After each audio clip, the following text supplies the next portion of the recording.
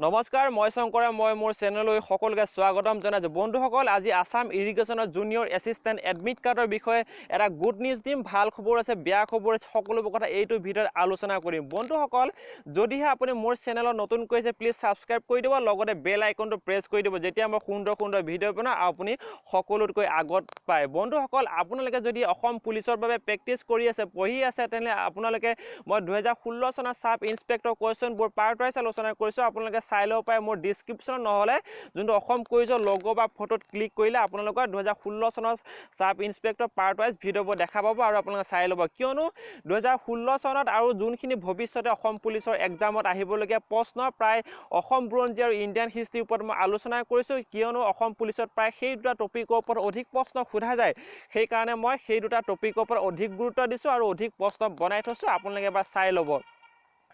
বন্ধুসকল আহক আমি ভিডিঅ' আৰম্ভ কৰো বন্ধুসকল মই এটা কথা কৈলো আমাৰ অসমত এতিয়ালৈকে যিমানখিনি এক্সাম হৈ গ'ল প্ৰতিটো এক্সামৰ ৰিজাল্টৰ আগত যেন এটা হাইকোৰ্টৰ এটা নিউ ষ্টাইল হৈ পৰিছে বন্ধুসকল কিয়নো প্ৰায়কেইটা এক্সামৰ ৰিজাল্টৰ আগত কিছুমান ব্যক্তিয়ে হাইকোৰ্ট কৰি দিয়ে ৰিজাল্ট দিয়াৰ আগত কিয়নো এতিয়া যোনটো এপটেকৰ বিৰুদ্ধে তেওঁলোকে হাইকোৰ্ট কৰিছে তেওঁলোকে এক্সাম পতাৰ আগতে আচলতে হাইকোৰ্ট কৰিব লাগিছিল কিয়নো তেওঁলোকে যেতিয়া গম পাইছিল যে এপটেক কোম্পানী এটা ইলিগেল কোম্পানী এটা বেয়া কোম্পানী সেই কোম্পানীটোৰ বিৰুদ্ধে এডমিট কাৰ্ড অহাৰ আগতে অৰ্থাৎ এক্সাম পতাৰ আগতে তেওঁলোকে সেই কোম্পানীৰ বিৰুদ্ধে একশ্যন ল'ব লাগিছিল কিয়নো এটা আসাম ইৰিগেশ্যনৰ ৰিজাল্ট দিয়াৰ আগমুহূৰ্তত তেওঁলোকে যেহেতু এইটো হাইকোৰ্ট কৰি দিছে এইটো আমাৰ অসমৰ বহুত নিবনুৱা ল'ৰা ছোৱালীৰ বাবে এটা বহুত বেয়া খবৰ কিয়নো এক্সাম ৰিজাল্ট দিয়াৰ আগতে তেওঁলোকে এইটো হাইকোৰ্ট কৰিছে বহুত বেয়া কাম কৰিছে মোৰ মতে বন্ধুসকল আপোনাৰ মতে কি প্লিজ এটা কমেণ্ট কৰি জনাই দিব বন্ধুসকল মই যোনটো আসাম ইৰিগেশ্যনৰ যোনটো অফিচিয়েল ৱেবছাইট তেওঁলোকৰ লগত যোগাযোগ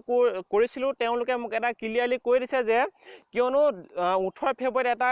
গোচৰ শুনানি হোৱা কথা আছিলে যিহেতু সেই শুনানি গৈ 13 মাৰ্চত আৰু এটা শুনানি ওলাব সেই 13 মাৰ্চতে ওলাব যে জুনিয়ৰ এছিষ্টেণ্টৰ এডমিট কাৰ্ড ওলাব নে নোলাব যদিহে সেইটো কোম্পানীটো আমাৰ অসমতো ব্লেক লিষ্ট কৰা যায় অৰ্থাৎ নাকচ কৰি দিয়ে তেনেহ'লে জুনিয়ৰ এছিষ্টেণ্টৰ এডমিট কাৰ্ডৰ যোনটো প্ৰচেছ সেইটো বহুত দেৰি হৈ যাব কিয়নো এইটো কোম্পানী কেনসেল কৰাৰ পিছত বেলেগ যেহেতু কোম্পানী এটা গ্ৰহণ কৰিব বেলেগ এটা কোম্পানী পাছিব আৰু সেই কোম্পানীটো বিবেচনা কৰোঁতে ভাল বেয়া কৰোঁতে হয়তো অলপ টাইম লাগি যাব আৰু সেই টাইমৰ কাৰণে যোনটো এডমিটৰ প্ৰচেছ সেইটো অলপ দেৰি হৈ যাব অলপ লেট হৈ যাব অহা চান্স বহুতেই কম হ'ব কিয়নো এই কোম্পানীটোৰ ওপৰত কথা 13 মাৰ্চৰ ওপৰত কথা যদি 13 মাৰ্চত বোলে কোম্পানীটো যদি ব্লেক লিষ্ট কৰা যায় তেনেহ'লে আসাম জুনিয়ৰ এছিষ্টেণ্টৰ এডমিট কাৰ্ড দেৰি হৈ যাব তেওঁলোকে মোক এটা ক্লিয়াৰলি নটিফিকেশ্যন দি দিছে বন্ধুসকল এইটোৱে আছিল এটা ভাল খবৰ আৰু বেয়া খবৰ আৰু যদিহে 13 মাৰ্চত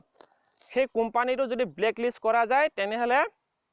আকৌ এবাৰ নতুনকৈ এক্সাম পাতিবলৈ আকৌ এক্সাম পতা হ'ব মুঠতে এইবিলাক বহুত অলপ লং প্ৰচেছ হৈ যাব যোনসকলে চাকৰি কৰিম বুলি ভাবি আছে তেওঁলোকৰ বাবে এটা বহুত বেয়া খবৰ যেন হৈ